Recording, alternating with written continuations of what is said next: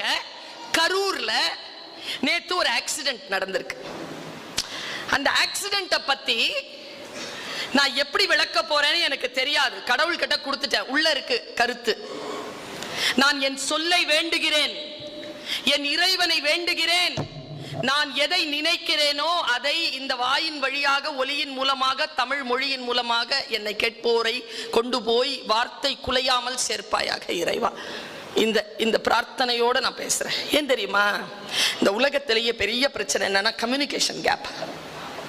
நாம சொல்றது ஒண்ணு, அவங்க புரிஞ்சுக்கிறது ஒண்ணு. நான் அப்படி சொல்லவே இல்லப்பா, நீ தான்ப்பா அப்படி புரிஞ்சுக்கிட்ட. நான் ஒருத்தங்களை உடம்பு சரியில்லைப்பா, இப்ப உடம்பு எப்படி இருக்குன்னு கேட்டேன். திமிரா வந்து கேக்குது பாரு பர்வீன். நாம சொன்னது வேற, நம்ம நினைச்சது வேற, வாயிலிருந்து வந்த சொல் வேற. சொல்லினுடைய காயின் அவங்க புரிஞ்சுக்கிட்ட மனநிலை வேற.